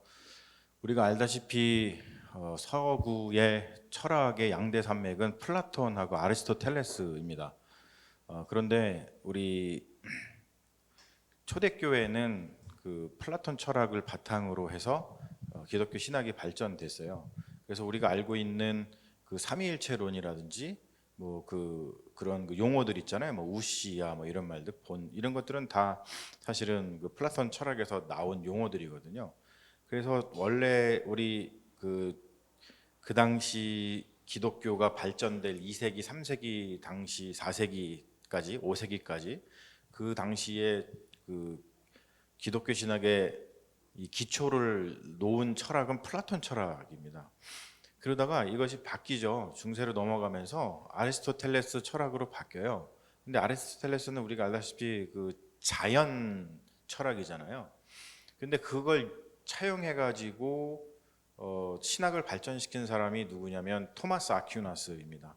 그래서 토마스 아퀴나스는 굉장히 이 자연 신학을 발전을 시킵니다. 그래서 우리에게는 두 가지 텍스트가 있는데 당연히 성경의 텍스트가 있고 또 한 가지는 이제 자연의 텍스트가 있는데 그 자연의 텍스트를 가지고 거기서 하나님을 발견하려고 엄청나게 사실은 노력을 많이 하는 게 아리스토텔레스의 철학을 바탕으로 한 토마스 아퀴나스의 그 신학이죠. 그래서 토마스 아퀴나스의 신학은 보면은 그 신학 대전을 보면은 아리스토텔레스의 방식을 따라서 신학을 하잖아요. 뭔가 질문을 던지고 거기에 대해서 가능성을 막 다 얘기하고 그런 식으로 얘기를 한단 말이에요. 근데 문제가 뭐냐면 종교 개혁 때 우리가 잘 알고 있는 종교 개혁의 기치를 둔 분이 마틴 루터잖아요. 근데 마틴 루터가 어떤 출신이었냐면 아우구스티누스 수도의 출신이었습니다. 그래서 종교 개혁은 우리는 종교 개혁 그러면 굉장히 좋은 걸로 여기지만 그 신학적인 측면에서는 다시 어디로 회귀를 한 거냐면 다시 플라톤 철학으로 어거스틴 철학으로 다 회귀를 한 겁니다. 그러다 보니까 아리스토텔레스 철학을 바탕으로 발전시킨 자연 신학이 이게 뭐냐면 이런 표현하죠. 이게 자연 신학이 대야에 담겨 있었으면은 이 물을 버리려다가 자연 신학이 같이 버려진 거예요. 그러면서 인간 중심주의의 신학이 발달이 된 거죠. 그래서 우리가 알다시피 어거스틴은 굉장히 죄의 문제에 천착을 했잖아요. 그리고 이제 뭐 칭이라는 게 딴 게 아니죠. 우리가 너무 죄인인데 다시 삶을 어떻게 시작할 수 없을까? 그게 사실은 칭이거든요. 하나님께서 너 삶을 다시 한번 시작해봐 라고 우리에게 새로운 삶을 열어주시는 것을 이제 칭의라는 말을 써갖고 얘기를 하는데, 바로 그러한 신학적인 배경이 있습니다. 그러니까 원래는 신학이, 중세 신학이 정말로 자연 신학이 발전되면서 인간사와 자연사를 함께 어우를 수 있는 그 신학을 계속 발전시켜 나갔어야 되는데, 공교롭게도 그 당시에는 그 자연사를 버려버리고 다시 그냥 인간사로 돌아가는 그 플라톤 철학, 특별히 아구스티누스가 이제 플라톤 철학을 바탕으로 신학을 전개했으니까요. 그렇기 때문에 그 우리 기독교 신학에서는 그 종교개혁 이후에 자연사에 대한 그 신학적인 발전이 약해질 수밖에 없는 그 토대가 바로 거기서 발견이 된 거죠. 그거를 신학자들이 굉장히 안타깝게 여깁니다. 지금에서는. 그렇지 않았으면은 이런 문제가 발생하지 않고 오히려 기독교 신학이 이 기후변화 문제에 대해서 적극적으로 대응하고 대안이 될 수 있는, 사회의 희망이 될 수 있는 저희가 될 텐데, 자꾸 지금도 우리가 알다시피 그 인간적인 것만 자꾸 얘기를 하잖아요. 우리 한국 교회는 이제 동성애 문제 이런 거 많이 얘기를 하는데 그거 사실 인간적인 얘기잖아요. 근데 인간적인 얘기만 얘기를 하다 보니까 자연적인 이야기를 못 하다 보니까 신학은 마치 인간 얘기만 해야 되는 것처럼 종교개혁 이후에 그 신학이 발전되어 온 것이 굉장히 지금 안타까운 상황이다라는 것을 많이 반성을 하고 있습니다. 네, 그렇게 듣다 보니까 이제 아퀴나스의 전통을 좋아하는 우리 과신대가 이제 인간뿐만 아니라 이제 자연을 열심히 이제 연구하고 신학적 작업을 해야 된다, 뭐 이런 생각도 듭니다. 두 번째 질문은 지금 책 제목이 기후 교회로 가는 길이잖아요. 근데 지금 오늘의 이제 핵심 태제가 우리가 기후 변화를 진리 사건으로 경험하고 그것이 이제 우리 인간의 주체를 이제 변화시키는 건데, 그 주체의 힘이 우리 내면에는 없는 거잖아요. 그리고 결국은 어떤 신앙적인 힘이 있을 것 같고 교회 공동체가 필요할 것 같고, 아까 중간에 언급하신 이제 정치 철학자들, 뭐 지잭이라든지 이런 사람들은 아까 말씀하신 뭐 이타성이나 세계 시민의 개념으로 뭔가 이런 힘을 끌어내려고 하지만 안 될 것 같잖아요. 그렇죠? 안 될 것 같고 우리는 결국 그 힘이 우리 내면이 아니라 그 우리 신앙, 어떤 우리 어떤 창조주로부터 온다라는 믿음에서부터 가는 거고, 그래서 어떤 세상의 흐름과 다른 흐름을 교회 공동체가 만들어내서 이 진리 사건을 경험하는 주체성의 변화가 일어나면 정말 좋겠다, 이런 생각이 드는데, 문제는 진리 사건을 경험해야 되는데, 진리 사건은 이제 기후 변화의 큰 그 여러 위기가 닥치면 너무 늦고, 그 전에 교회가 이런 문제를 깊이 있게 인식하고 다루고 책의 제목처럼 기후 교회로 이렇게 방향성을 가져야 되는데, 그 부분에 어려움이 있는 것 같아요. 한국 교회는 관심이 없잖아요. 지금 여기도 지금 몇 번 안 오셨고 과신대 뭐 이런 거 하지만 사실은 굉장히 중요한 문제고, 우리 지금 10대 아이들하고 얘기해 보면 얘기 완전 다르잖아요. 이 문제를 대하는 태도가 40대, 50대, 60대 기성세대하고 많이 다른데, 어떻게 하면은 이 문제를 지금 우리 교회가 관심을 갖게 할 거냐, 어떻게 지금 이 진리 사건을 경험하게끔 할 거냐, 어떻게 트리거를 할 거냐. 저는 이 문제가 좀 굉장히 실천적으로 중요한 논의가 필요한 주제가 아닌가 싶습니다. 그런 면에서 고민을 많이 해오셨고, 지금 목사님이 목회하시는 교회가 방향을 그렇게 설정해서 여러 가지 일들을 하고 계시잖아요. 책에도 많이 나오지만. 그래서 그런 면에서 그 어떤 몇몇 개의 실천하는 교회도 있지만, 조금 더 이것을 확산하고 트리거하고 기독교인들이 좀 더 이 문제에 관심을 갖고 뛰어들게 하려면 어떻게 하면 좋을지, 아마 이런 차원에서 좀 말씀해 주시면 좋을 것 같습니다. 진리 사건을 인간이 맞닥뜨린다라고 하는 것은 어려운 일이죠. 여러분들 우리가 교회에서 경험하시잖아요. 특별히 목회자분들이 몇 분 계시겠지만, 우리가 사실 그리스도인이 되는 것은 예수 사건을 진리 사건으로 받아들여서 우리의 주체가 그리스도의 주체로다가 변하는 거잖아요. 그렇죠? 그래서 갈라디아서 2장 20절 말씀처럼 이제는 내 안에 그리스도께서 사시는 것이라, 사실 그거가 우리가 사도 바울의 그 이야기를 봐서 알지만 사도 바울은 그 주체가 원래 전혀 그리스도 주체가 아니었고 그냥 유대인 주체로서 살다가 예수 사건이 진리로 다가와서 아 이젠 내가 사는 게 아니라 그리스도가 사는 거다라고 굉장히 어떻게 보면은 그 수동적인 고백을 하잖아요. 내가 예수를 믿으려고 한 게 아니라 예수가 나한테 다가와가지고 그 사건을 딱 맞닥뜨리고 나니까 아 이제 그런즉 내가 사는 것이 아니라 내 안에 그리스도가 사는 것이다라고 하는 고백을 하죠. 그런데 어때요, 여러분? 그 각자의 그 삶의 교회의 자리 내지 신앙의 자리에서 많은 사람들이 예수를 만났다고 하는데 불구하고 그들의 주체가 변한 것 같아요. 지금 뭐 그렇죠. 한국 교회의 여러 가지 모습들을 볼 때 그런 생각이 들죠. 하지만 이제 그 중에서는 또 변한 사람이 있을 거고, 하지만 또 그 변하지 않은 것처럼 보인다 할지라도 또 우리가 공동체라는 것을 이루어 가지고 우리 예수를 믿는 사람이라고 하면서 예배 드리고 서로 사랑하려고 노력하고 이렇게 살아갑니다. 그런 것처럼 마찬가지로 우리가 기후 변화 문제를 가지고 이것이 주체로 다가와서 우리에게 딱 진리 사건으로 다가오는 건 사실 신앙과 똑같은 것 같아요. 신앙과 똑같은 것 같아요. 우리가 그거를 막 어떻게 한다고 컨트롤할 수는 없는 것 같아요. 다만 우리가 똑같이 예수 사건을 모든 사람들이 좀 깊이 알아갖고 진짜 사도 바울처럼 내 안에 그리스도께 사신 것이라고 하면서 이 아까 얘기한 뭐 바디우라든지 뭐 아간벤이라든지 지적이 발견한 그런 바울의 어떤 윤리, 대안적인 윤리, 뭐 보편적인 주체라든지 뭐 이런 주체들을 만들어 냈던 것처럼 계속해서 우리가 그냥 그런 공동체 내에서 이렇게 시도할 수밖에 없는 것 같아요. 저희가 이제 뭐 우리 대표님하고 그런 얘기 좀 했습니다만 여기도 나오죠. 기후 부흥회라는 말을 제가 썼었죠. 기후 부흥회. 그런 거죠. 뭐 마땅히 갑자기 변해 이런다고 변하는 게 아니라 인간이 하지만 계속 트라이 하는 거죠. 트라이. 제가 오늘 이 말도 하고 싶은데 그 악의 시대를 건너는 힘이라고 하는 그 책을 보면 그 나눠드린 그 QR 코드로 나눠드린 거기에 제 아티클 쓴 게 있습니다.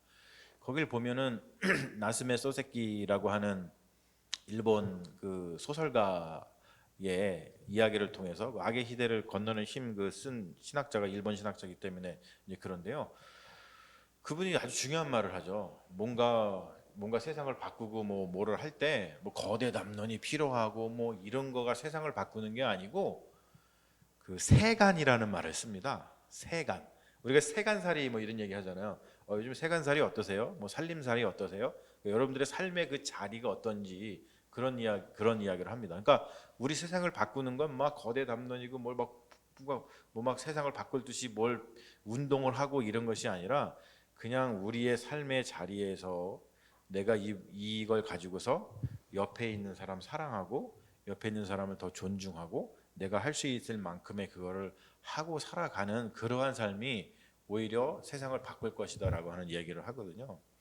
그래서 우리 교수님 말씀하신 것처럼 질문을 주신 것처럼 우리가 어떻게 하면은 이 기후 사건이 진리 사건으로 다가오게 할 것인가라고 하는 거는 우리가 막 거대 담론을 일으키고 뭐 막 집회를 하고 막 포괄을 하고 이런 것보다도 이런 문제를 이미 진리 사건으로 좀 경험한 뭐 특별히 여기 오신 분들은 그래도 진리 사건으로 경험했기 때문에 여기 오신 거 아니겠어요?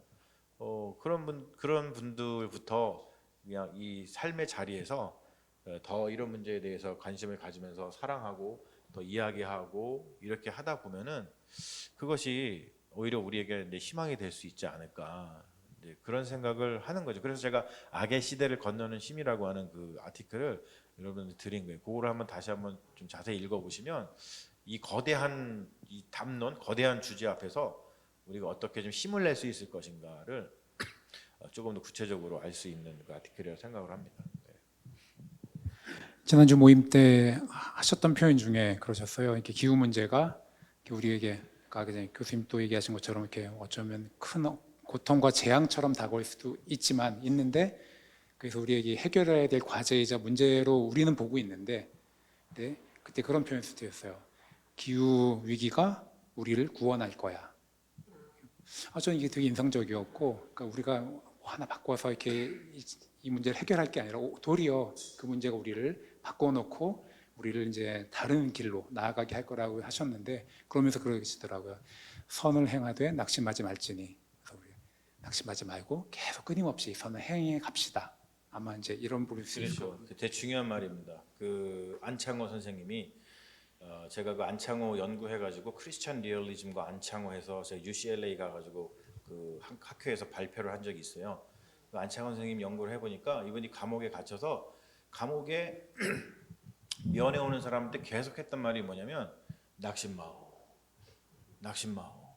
내가 이렇게 감옥에 갇혀 있고 우리가 힘이 없는 것 같아도 낙심 마오. 선을 행하다 보면은 우리가 독립을 할 것이오. 낙심 마오. 감옥에 갇혀 있는 분이 계속 그 얘기를 했다는 것이죠.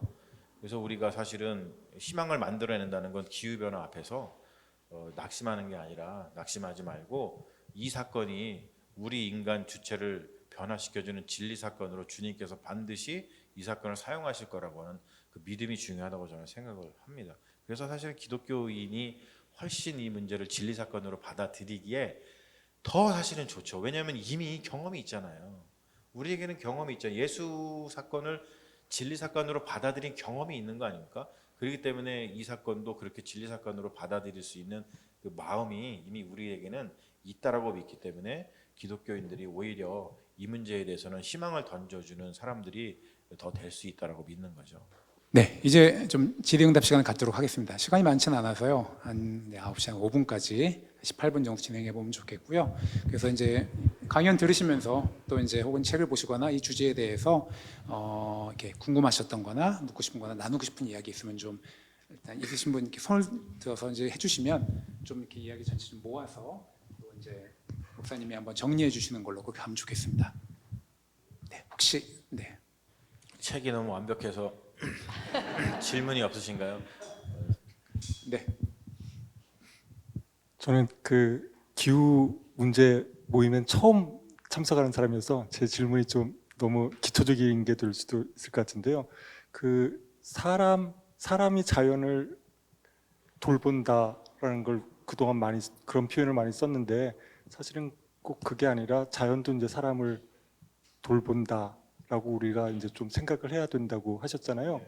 그런데 그냥 성경에 보면 자연을 돌보라는 말은 되게 많은데 꼭 어떤 말이 성경에 있어야만 또 그걸 실천하는 건 분명히 아니지만 혹시 그냥 저 같은 보수적인 일반적인 어떤 사람을 위해서 성경을 읽을 때 성경을 볼 때 그 자연이 인간을 돌본다라는 그런 좀 약간 이런 낯선 좀 개념이 성경에서도 찾을 수 있는 건지 그게 좀 궁금합니다. 성경이 우리가 볼 때 우리 그리스도인들에게는 가장 중요한 것입니다만 성경을 볼 때는 굉장히 주의를 해야 되겠죠. 왜냐하면 그것이 우리의 어떤 삶의 기준이 되기 때문에 오히려 그런 건데 우리가 성경을 볼 때 그런 말, 뭐 자연이 우리를 돌본다 뭐 이런 말은 찾아보기가 쉽지 않을 수 있어요. 근데 이제 그런 말들이 나오지 않는 그 배경을 사실 우리가 살펴볼 필요가 있죠. 성경이 언제 쓰여지고 왜 쓰여졌는가라고 하는 걸 할 때 성경은 보면은 굉장히 사실은 그 인간 중심적이고 굉장히 정치적인 그 텍스트예요. 왜냐하면 성경이 쓰여지던 그 성경이 만들어지고 쓰여지던 당시에 그 사회적 맥락은 뭐냐면은 구약 성경은 우리가 알다시피 바벨론 포로 시대이죠. 그래서 거의 이스라엘 사람들이 자기들 인권이 없을 때예요. 그때는 쉽게 얘기해서 주체가 없을 때죠. 주체가. 그러니까 보면은 구약 성경 같은 경우는 그 이스라엘의 주체를 찾아주는 역할을 하잖아요.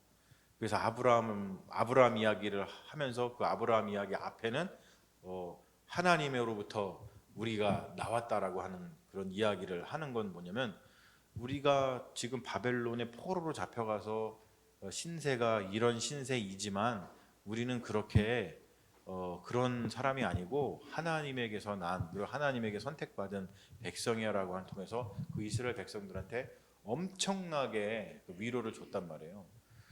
그리고 예수님의 그 이야기들도 보면은 그때가 로마 시대 때 뭐 많은 사람들이 그 로마의 그 제국의 착취 때문에 어렵고 힘들고 플러스 그 종교적인 의무 때문에 많은 사람들이 자유가 없고 그리고 생활이 피폐하고 이제 그러한 삶의 현실 속에서 그들에게 어떠한 그 희망을 주고 그리고 예수님 말씀하신 것처럼 와서 내 짐을 지라. 그럼 내 짐은 쉽고 가볍다라고 하시는 말씀은 뭐냐면 그런 것들을 내려놓고 우리가 진정으로 자유가 되는 길이 무엇인가, 그런 착취로부터 벗어나는 것인가, 이런 것들을 이야기를 한 거죠.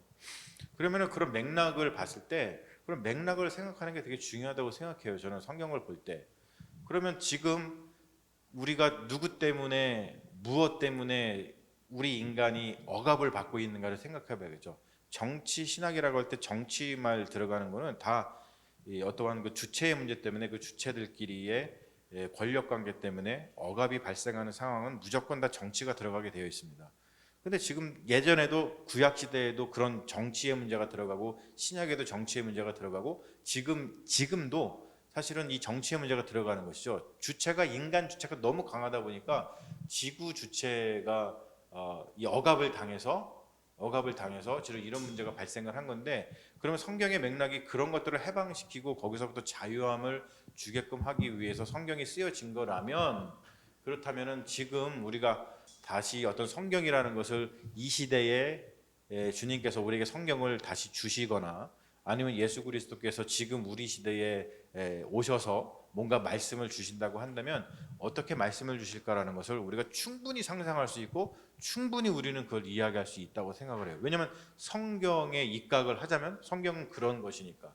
그렇다면 거기에 말은 없다 할지라도 그 말 자체가 뒤집어 보면은 지금 시대에 인간이 자연을 돌보는 게 아니라 자연이 인간을 돌본다라고 하는 말이 있어야지만 우리가 이 주체를 넘어서서 이 문제를 해결할 수 있고 우리 인간이 죽게 생겼는데 그거를 해결할 수 있다면 하나님께서는 그 성경에서 그 용어 워딩은 없지만 그 상황 속에서 우리에게 충분히 말씀하고 계신다라고 생각을 하고, 그 성경이 저는 그런 이야기를 하고 있다고 들리거든요. 사실 저는 그런 우리 상상력이 반드시 필요하고 그런 해석이 반드시 필요한 시대이고, 그것이 성경에는 분명히 나와 있는 이야기들이기 때문에 그걸 통해서 그걸 근거해서 우리가 들을 수 있는 귀가 있어야 된다고 생각을 해요. 좀 어렵나요, 제가? 네, 그렇지만 오늘 이 이야기를 듣고 앞으로 성경을 볼 때는 또 우리가 이것을 보게 될 것도 같고 그렇죠. 다른 관점에서 읽어볼 네. 수도 있을 것 같다는 생각도 저는 좀 들었습니다. 네, 만족스러운 답변이 될지 모르겠지만요. 네, 혹시 또 질문 있으시면 네. 해주시면 좋겠습니다. 네. 예, 좋은 강연 되게 감사하게 잘 들었고요. 제가 새로운 시야를 좀 얻게 된 것 같아서 도움이 되면서 동시에 뭐라고 할까요? 우리 인간이 어떤 주체가 아닐 수 있다 이런 말씀을 저는 이제 한 거로 들었는데 결국은 인간이 주체가 되는 것이 아닌가 그런 생각이 또 들거든요. 그러니까 말씀하신 것처럼 기후 변화를 위해서 우리가 뭔가 노력을 해야 되고 뭔가 자연을 우리의 파트너로 받아들여서 또 거기서 뭔가 우리가 노력을 해야 이 문제가 해결이 되고 그래서 우리가 이 지구에서 계속해서 살아갈 수 있는 그런 것들을 말씀하신 것 같은데, 그런 의미에서는 결국은 다시 또 인간 중심적인 것이 되는 것이 아닌가. 또 한편으로 저는 그런 생각이 들어서 그 부분에 대해서 좀 더 이렇게 어떤 생각이신지 아니면 정확하게 제가 잘 못 들어서 그런 건지 그 설명을 좀 해주셨으면 좋겠습니다. 네. 제 책을 다 읽어보신 분 혹시 읽어보셨는데 가장 좀 신선했던 챕터가 뭐였어요? 그렇죠. 6번째 챕터입니다. 기후 변화와 예배의 변화예요. 사실은요, 제가 이거를 써가지고 어떤 언론사에 보냈는데 5장까지 실어주다가 6장에서 잘렸습니다. 그래서 백민 거예요. 왜냐면은 그거를 소화를 못하는 거예요. 좀 보수적인 그 신학을 가진 분이 편집장을 하고 계신 그 신문사였었는데 보냈는데 안 실어주는 거예요. 그래서 내가 거기 담당 그 기자 목사님한테 목사님 왜 이분은 자꾸 안 올라와요? 그랬더니 지금 편집장하고 싸우고 있다는 거예요. 그래서 왜요? 그랬더니 6장의 내용을 본인은 수용할 수 없다고 이 글을 더 이상 실어줄 수 없다는 거예요. 그리고 제가 알겠습니다 목사님 그러면은 이전까지 했던 거 다 내려주세요. 다 내려주세요. 그러고서는 제가 국민일보에 여기도 이제 뭐 감사의 말도 썼습니다만 뭐 손동준 기자 원래 오늘 올라가 그랬었는데 오늘 당직이라 못 온다고 했는데요. 손동준 기자한테 보냈더니 뭐 너무 좋다고 국민일보에서 실겠다고 오히려 더 잘 됐죠. 그래서 국민일보에 실고 그 다음에 책을 내게 된 건데요. 그 6장이 뭐냐면은 그겁니다. 예배의 변화 할 때 단순히 예배의 변화가 아니고 우리 인간이 그런 생각하잖아요. 너무 인간이 특별해. 그러니까 예배는 누구만 드려요? 인간만 드릴 수 있다고 생각을 합니다. 예배는 인간의 특권이라고 우리는 생각하면서 삽니다. 그런데 그 예배의 변화는 단순히 예배를 뭐 형식을 변화시키자가 아니고 우리 인식을 변화시키자는 건데 제가 거기다 그런 말 썼죠. 우리가 키우는 반려식물, 우리가 키우는 반려동물, 그 반려동물과 식물을 같이 예배의 장소에 데리고 와서 그 식물과 동물에게 같이 우리 성만찬 받고 예수 그리스도의 살과 피를 우리가 그들이 받지 못할 이유가 어디 있어? 그런 생각을 한번 해보고 그리고 그들과 함께 예배를 드리면서 우리 인간만의 특권이라고 생각했던 그 예배를 우리 인간이 아닌 다른 주님의 피조물들도 그들에게 똑같이 하나님께서 우리에게 은총을 내려주신 존재들이니까 같이 예배를 드리는 그러한 예배의 변화를 꿈꾸지 않으면 이 문제를 해결할 수 없다라고 레디컬하게 얘기를 한 거예요. 그게 그러니까 뭐냐면은 우리가 자꾸 이제 인간 중심적인 생각을 하는 것은 곳곳에 다 배어 있다는 거예요. 인간 천동설. 특별히 또 우리 기독교인들은 또 기독교 천동설이 있어요. 세상이 다 기독교 중심으로 돌아가야지만 속 시원하고 그렇게 맞다고 생각을 하죠. 근데 그렇지 않죠. 그리고 최근에 그 논의가 뭐냐면 신유물론이잖아요. 니오 머티리얼리즘이라고 있습니다. 니오 머티리얼리즘은 딴 게 아니에요. 옛날에는 물질은 객체였어요. 그렇죠. 그리고 얘네들은 주체가 없었어. 그리고 얘네들은 스스로 뭔가를 하지 못했어요. 다 인간이 뭔가를 조작을 해줘야지만 자기의 의미를 갖고 인간이 그냥 써서 뭘 해야지만 자기의 존재를 드러내주는 거라고 생각을 했는데 신유물론은 그런 생각을 하지 않습니다. 완전 넘어서서 그러니까 돌 하나도 자기의 주체가 있고 자기의 창조성이 있고 이걸 통해서 우리가 같이 이 물질과 인간이 같이 연관됨으로 해서 같이 공생함으로써 서로의 생명을 주고받는 그런 관계로 나아간다는 것을 증명하고 있는 것이 그게 신유물론이라고 하는 최신의 그 인문학의 그 분야거든요. 한번 뭐 벌써 한국에서는 쭉 그 책이 쑥 싣고 지나갔습니다만 또 최신의 논의입니다. 그런 것을 볼 때 우리가 아까 말씀하셨듯이 뭐 인간 중심주의로 가는 건 아니냐. 근데 우리가 인간이 인간을 포기할 수는 없죠. 하지만 어떤 인간인가가 중요한 거예요.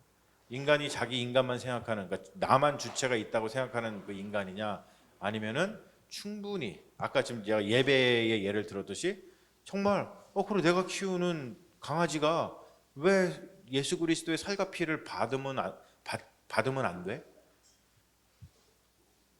받을 수 있죠. 그렇죠? 그렇게 생각하시죠? 보세요. 지금 미국은 옛날부터 그랬는데 한국이 최근에 반려동물 엄청 키우잖아요. 반려동물에 관련된 산업이 그 애기들 진짜 사람 인간 애기들 그 산업보다 더 발전된 거 아시죠? 시장이요. 애기들 산업 그 물품 시장보다요. 반려동물 그 물품 시장이 더 커요. 아시죠? 산부인과 다 없어졌는데 동물병원은 엄청 많아요. 그렇죠? 예? 호텔도 있잖아요. 호텔도 있고 뭐 유모차가 개 유모차 그 엄청 유명한 브랜드 개 유모차 있잖아요. 유치원도 있죠. 예. 보험도 있고 뭐 다 있습니다. 뭐 없는 게 없어요. 그리고 장례도 그냥 치러요. 옛날에 우리 땅에 묻었거든요. 그래도 막 가슴 아파서 땅에 묻고 하죠. 지금은요, 뭐 세상 무너진 것처럼 울고 뭐 그래요. 정말 그렇습니다. 그 제 사촌 동생 중에는 이미 그런 친구가 있었어요. 우리 저희 형 교회 지금 다니는데 그 키우던 강아지가 있어요. 순이라고. 죽었습니다, 얼마 전에. 그래서 걔를 너무 사랑해가지고요. 와가지고 우리 형님한테 그런 거야. 사촌 동생이니까, 오빠, 우리 순이가 딸이에요. 걔한테는 아기가 없는데 우리 순이를 교회에 등록시켜주지 않으면 나는 여기 교회 안 다닐 거야.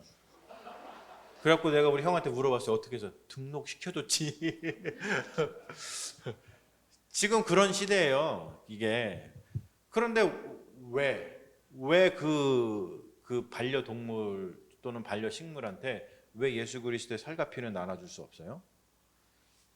그거는 굉장히 기독교인들이 이상하게 생각하는 거죠. 그래서 사실은 그 부분이 이 책의 백미이기도 하고, 아마 읽었을 때 소화하시는 분은 할렐루야고 소화를 못 하시는 분은 좀 안타깝고 그러기도 한데, 아무튼 그런 정도까지, 제 말은 뭐냐면 그런 정도까지 레디컬하게 우리 인간 중심주의를 벗어나서 그렇게 하지 않으면 이 문제를 결코 해결할 수 없다라고 하는 겁니다. 이 주제 자체로 얘기는 사실 또 여러 가지 얘기가 나올 수 있고, 또 우리의 정황에서 사실 쉽지 않은 이야기도 될 수도 있을 것 같아요. 우리는 뭐 육식이 되게 중요하고, 또 이제 또 동물만큼의 대우를 못 받는 인간들의 현실이 있기 때문에 많은 얘기가 나올 수 있지만, 저는 이 부분에 대해서는 우리가 이제 방법론적 어떤 레디컬 이라고 받아들여도 될 것 같고, 우리가 그런 도전을 받아가면서 현실 문제를 하나씩 풀어갈 수 있는, 그렇게 받아주시면 좋겠고, 여기서 이걸 좀 더 깊이 얘기하기는 좀 시간도 없고 어려울 것 같고요. 이제 마지막으로 혹시 또 질문하실 분 있으면 마지막으로 네, 그럼 차례차례 한 번씩만 말씀해 주시고 같이 답변해 주시는 걸로. 예. 저는 두 가지 질문이 있는데요. 아까 마지막에 그 실천적인 부분에 대해서 말씀을 하실 때 구체적인 방법론적인 말씀을 하시기보다는 약간 아마 목사님이 이제 활동의 주체가 되시고 저희를 객체로 생각을 하셔서 우리 각자가 자연에 대해서 인간이 주체라는 것을 벗어나는 것부터 시작을 해야 한다고 하셨는데, 저는 늘 이제 환경운동에 대해서 신앙이랑 너무 비슷하다고 생각을 해왔거든요. 그래서 내가 사람들에게 이 환경 문제에 대해서 얘기할 수 있는 것은 진짜 신앙으로 인한 것밖에 없다라고 늘 생각을 해왔는데, 사실 신앙에도 늘 우리가 싸우는 게 뭐 믿음이 먼저냐 행함이 먼저냐 이런 문제도 있고, 각자 자신의 나만 구원받으면 돼라고 하는 그런 신앙의 문제가 있어서 약간 우리가 거기까지만 생각하고 가기에는 너무 변화가 미미하지 않을까 하는 걱정이 있거든요. 그리고 특히나 제가 느끼기에 환경 문제는 다른 뭐 여성 인권이나 장애인 인권 이런 것처럼 우리가 직접적으로 맞닿아 있지 않는 부분이 크다고 생각하기 때문에 사람들이 가장 인식하지 못하는 부분이라고도 생각이 들어서, 그래서 그런 실천적 방안에 대해서는 그럼 평소에 이제 다른 분들한테 좀 더 세밀하게 하실 때는 어느 정도의 선까지를 권면하시는지 궁금하고, 그리고 아까 이어서 말씀하신 게 저는 이런 것들을 행동을 하다 보면 너무 낙심되거든요. 근데 아까 그 낙심하지 말라고 하신 말씀이 그 책에서 말씀하셨던 낙관주의랑 비슷한 것이 아닌가 하는 좀 비관론적인 생각이 드는데, 그 부분에 대해서는 이렇게 목사님도 낙담을 하실 때 어떠한 생각으로 스스로를 위로하시는지가 좀 궁금합니다.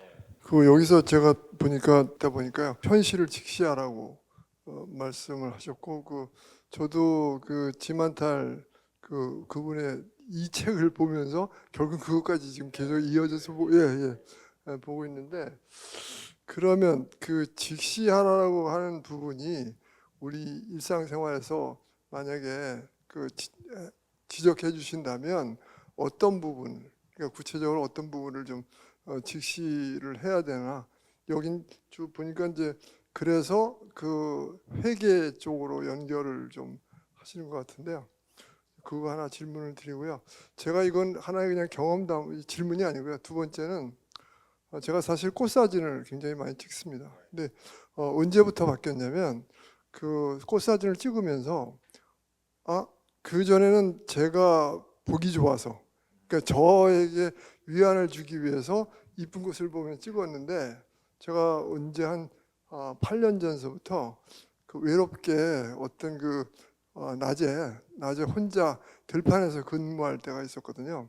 아무도 없는데 상디 옆에 보니까 그 뚝방에 이 그 좀 아주 자자분한 꽃들만 저기 하루에 한 9시간, 10시간씩 갇히고 있다 보니까 어느새 그 꽃이 나한테 말해주는 것 같고, 내가 저 꽃에게 서로 상대가 없으니까 그런 감정을 느끼기 시작할 때부터 제가 사진 찍는 게 바뀌었어요. 왜냐하면 그래서 이제는 그 내가 꽃을 보고 꽃을 사랑하는 게 아니고 꽃도 나를 보고 그 마음을 주는구나 하는 마음이 되다 보니까 그 생각이 바뀌고 꽃을 찍는 마음도 바뀌었고, 그다음에 또 찍으면서 서로 그 뭐 걔는 나한테 뭐라고 그러는 걸 저는 그 꽃을 보면 알겠어요. 그래서 저도 또 걔한테 그 말을 주고 친구로 삼고 이런 관념을 가지고 이제 꽃을 찍었는데, 혹시 이런 것들 운동이 좀 이게 식물과 자연과 이런 걸 보는 동물도 마찬가지고 이런 운동들이 좀 어떻게 이 기후 변화 시기에 좀 도움이 되는지, 저는 도움이 된다고 생각하는데 이런 우리 생각을 바꿔가는 부분들이 우리 저기 목사님은 어떻게 생각하시는지. 일단은 도움이 되죠. 그거부터 시작을 하는 거죠. 뭐 직시라는 게 딴 게 아니고 그런 거라고 생각을 해요. 벌써 바라보는 눈빛이 달라지시기 때문에 그거를 함부로 훼손할 수 없게 되잖아요. 그러면은 이제 그렇게 될 때 우리의 삶의 현실을 이제 직시하게 되는 것이죠. 직시한다는 건 뭐 이번에도 우리 한국 분들은 2달 동안 그 열대야 때문에 이제 고생을 했잖아요. 근데 직시한다는 게 그런 거죠. 우리가 대부분 직시 못하는 분들은 어떻게 표현할까요? 열대야를 겪었어요. 그러면은 그냥 더워 죽겠네. 그리고 마시겠죠. 그런데 이 문제를 직시를 하면 이게 왜 이런 문제가 생겼는지를 분명히 이야기를 하고, 그리고서 이게 우리가 그냥 넘어가야 될 일이 아니겠구나라고 하면서 이 문제가 왜 생겼는지를 더 알아보면서 결국에는 이 기후변화 때문에 생긴 문제를 생각하게 되고, 그러면서 지금 이야기했던 이런 논의들에 대해서 관심을 갖고, 그러면서 이 사건이 진리 사건으로 다가오면서 거기에 이제 반응을 하는 완전 다른 주체가 되겠죠. 그래서 이제 그런 부분은 그렇게 좀 보시면은 될 것 같아요. 그리고 여기서 이제 질문하신 게 비관적인, 자, 되게 좀 비관적이죠. 근데 사실은 이거는 우리 기독교인들은 그거를 극복할 수 있는 사실 그 신앙의 요소를 이미 가지고 있어요. 그게 뭐냐면 사실 종말론이죠. 종말론. 우리가 이제 종말론 그러면 종말론을 이상하게 기독교가 이야기를 해가지고 그냥 시간이 그냥 뭐 다 끝나버리면서 우리가 다 뭐 파괴가 되고 뭐 이렇게 막 얘기를 하는데, 이 오히려 종말이란 그 메시아의 시간이라고, 메시아적 사건이라고 얘기를 하는데, 종말론을 그거를 아주 철학적으로다가 잘 이야기하신 분이 사실 말터 베냐민이라고 하는 그 독일의 그 철학자인데, 그 메시아 시간이라는 건 뭐냐면 우리의 그 현실에 갑자기 메시아 시간이 이렇게 들어오는 거예요. 예. 그래서 사실 우리가 그 희망을 가질 수 있는 거죠. 희망을 가질 수 있는 거죠. 사실은 우리가 그런 걸 막 하면서 낙심이 되잖아요. 내가 이렇게 한들 뭐 될까? 내가 뭐 이렇게 한들 될까? 당연히 그렇죠. 그런 생각이 들고, 저도 이제 뭐를 할 때 이 문제를 가지고서 얘기할 때 많은 분들이 그럼 어떻게 실천을 해야 돼요? 사실 실천적인 거를 물어보지만 사실 우리가 할 수 있는 게 그렇게 많지는 않아요. 여러분들이 집에서 쓰레기 분리 뭐 막 한다고 해가지고 기후변화가 갑자기 변화가 되고, 내가 자동차를 끌지 않고 뭐 지하철을 타고 다니고 대중교통을 내가 이용한다고 하고 뭐 또 세탁기 사용하지 않고 빨래를 해가지고 뭐 이거 뭐 넣는다고 해가지고 그거 가지고서는 이게 기후 변화가 막 막아지고 막 그런 문제가 전혀 아니란 말이에요. 그럼 우리는 어떻게 해야 될까라는 마음을 가지고 좀 하다 보면 절망하고 지치고 힘들 때가 있단 말이에요. 저는 그래서 사실 기독교 신앙이 중요하다고 여겨요. 기독교 신앙은 그럼에도 불구하고 내가 하는 거잖아요. 그렇죠? 내가 그냥 선한 일을 하는 거예요. 내가 예수 그리스도처럼 살아가 보는 거죠. 하지만 내가 그렇게 함으로 인해서 뭐 세상이 변화되는 것 같지 않고 저 사람이 변화되지 않은 것 같지 않더라도 하는 건 뭐냐면 내가 그렇게 하면 이 역사를 바꿀 수 있을 거야 라는 생각을 갖죠. 근데 그건 굉장히 인간적인 생각이고 그게 바로 이제 휴머니즘이란 말이에요. 근데 그 휴머니즘을 넘어서는 기독교의 메시아 사건은 뭐냐면 그 인간의 그 죄 많은 그 역사의 사건에 그리스도께서 들어오시는 메시아가 들어오시면 팍 파고 들어온단 말이에요. 그래서 그게 진리 사건이 되는 거죠. 사실 이 기후 변화 문제도 다시 그런 마음을 가지고 신앙의 마음을 가지고 우리가 그렇게 그냥 살아가다 보면은 저는 분명히 이 문제를 넘어서고 이겨낼 수 있는 뭔가를 할 수 있는 그 메시아의 시간이 도래할 거라고 저는 믿어요. 그게 사실 뭔지는 저도 모르겠어요. 예수 그리스도께서 우리가 있는데 들어오신 것처럼 그 예수 그리스도의 우리 들어오심이 분명히 거기에 있을 거라고 보거든요.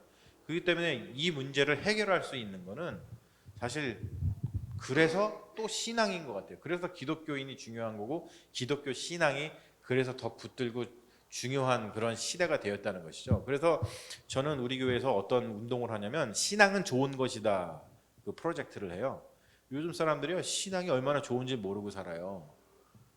근데 신앙을 가지면 하다못해 이런 문제들까지도 이 낙심하지 않고 이 희망을 가질 수 있는 우리의 삶을 중단시키거나 아니면 세상이 이렇게 될 거니까 뭐 막 살아야지 그런 삐뚤은 마음을 갖는 게 아니라 그럼에도 불구하고 하나님께서 우리와 함께 하실 거라고 하는 그 믿음을 가지고 내가 하루하루 열심히 최선을 다해서 주변에 있는 사람을 정말 마음을 다해서 사랑할 수 있는 그 좋은 이 good heart 이거가 우리에게 있을 거라고 보거든요.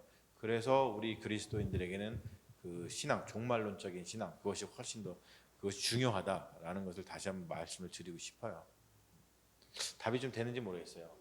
20년 전에 저희 아이가 태어나서 1살, 2살일 때 식당에 갔어요. 교회 목사님과 함께 식당에 갔는데 옆자리에 앉아 계신 어르신들이 담배를 피우고 계셨어요.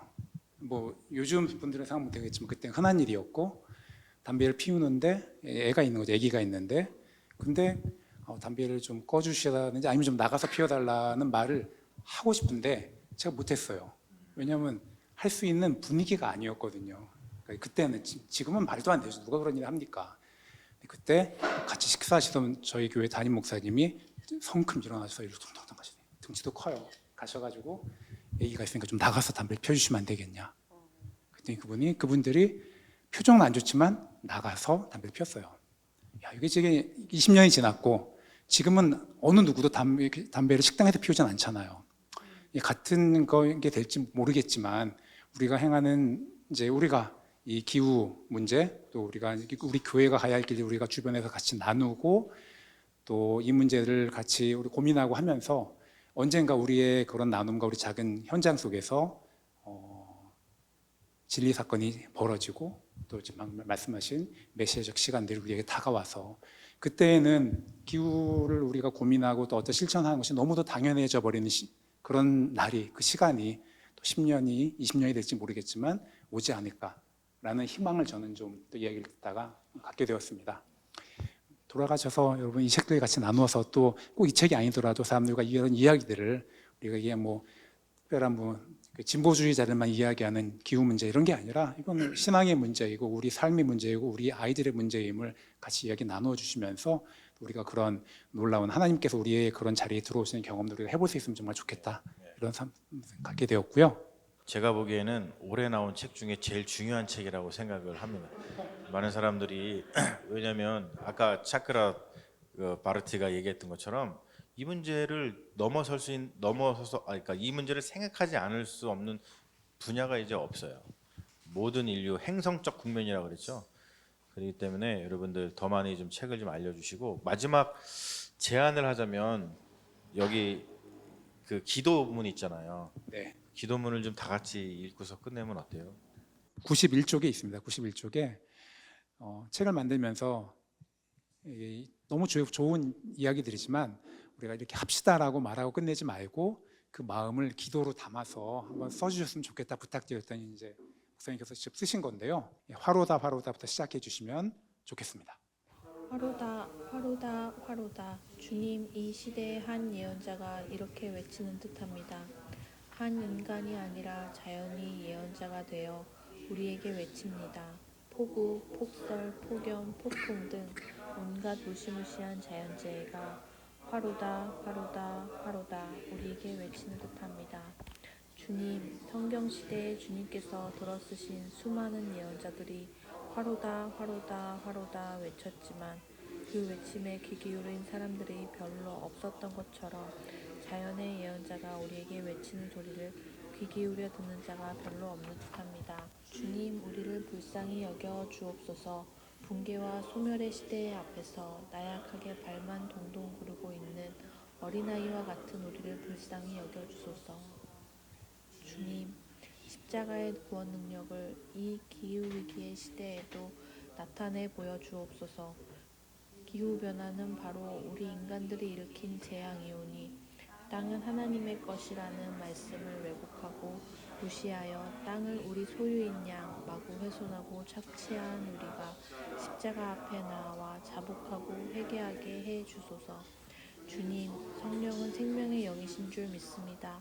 우리를 흙으로 창조하시고 그 코에 생기를 불어넣어 말할 수 없이 존귀한 자로 살게 하신 주님, 성령만이 이 죽어가는 지구를 다시 살게 하실 수 있음을 믿습니다. 주님, 우리의 잘못을 공개적으로 인정하고 우리가 증명한 멸망 앞에서 공공의 슬픔을 표현하오니 우리를 불쌍히 여기시고 우리에게 새 희망을 주옵소서. 지구의 구원 없이 인간의 구원은 없음을 마음에 새기고 우리가 망가뜨린 공공의 집을 살리기 위해 모든 인류가 국적, 인종, 종교, 성별, 빈부를 넘어서서 한 마음으로 하나 되게 하셔서 주님의 부르심을 따라 기후변화에 대응하게 하옵소서. 이 일에 우리 그리스도인들이 앞장서게 하옵소서. 바로 내가 앞장서게 하옵소서. 이것이 십자가를 지고 골고다를 오르신 주님을 따르는 이 시대의 제자도임을 믿고 나아가게 하옵소서. 성부, 성자, 성령 하나님께서 우리와 함께 하실 줄 믿습니다. 아멘. 우리 오늘 함께 해주신 교수님과 또 우리 함께 이 자리에 해주신 모든 분들께 우리 감사하는 마음으로 박수로 마무리하겠습니다.